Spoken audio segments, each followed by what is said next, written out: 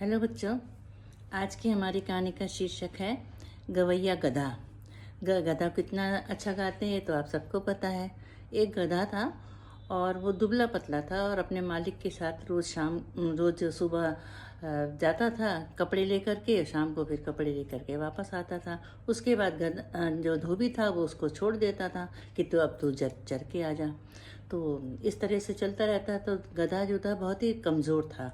तो एक बार वो चरते चरते रात में एक खेत में पहुंच गया। वो खेत था खीरों का खेत था। और खीरे उसको बहुत पसंद थे। फिर जब वो जो था गधा उसके अंदर खूब खाता था और फिर आ जाता था अपने मालिक के पास सुबह। इस तरह से रोज़ खाता था और खूब अच्छा मोटा तंदुरुस्त हो गया। उसी बीच में उसकी दोस्ती एक सियार से हो गई। तो सियार और गधा अब दोनों मिलकर के उस खेत में खाने लग गए। एक बार गधा जो था खूब खाया, उसको खूब पेट भर गया। और उसके बाद उसने कहा अंगड़ाई लेकर के कि अरे सियार जी, अब मेरा तो मन गाना गाने का कर रहा है। तो सियार कहता, अरे तुम तो ढेचू ढेचू गाते हो, तुम गाना मत गाओ, वरना सब रखवाले आ जाएंगे और तुमको मार मार के तुम्हारा भूत बना देंगे। तो उसने कहा नहीं, मैं तो गाऊंगा, मुझे बहुत ज़ोर से गाना आ रहा है, मैं तो गाऊंगा। तो फिर उसने कहा अच्छा तो लो, एक बात मानो कि थोड़ी देर रुक जाओ और मैं थोड़ा सा खा करके मैं खेत से बाहर निकल जाऊं और तब तुम गाना गा लेना और मैं बाहर खड़ा होकर के सुनूंगा। फिर उसने कहा हाँ ठीक है।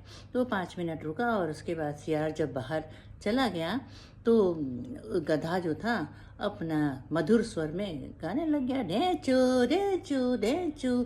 अब जब उसकी आवाज़ एक तो इतनी कर्कश आवाज़ और फिर गधे की आवाज़ सुन करके सारे मालिक आए और खेत के और उसको खूब मारा, खूब पिटाई करी और वो अधमरा करके उसको डाल दिया।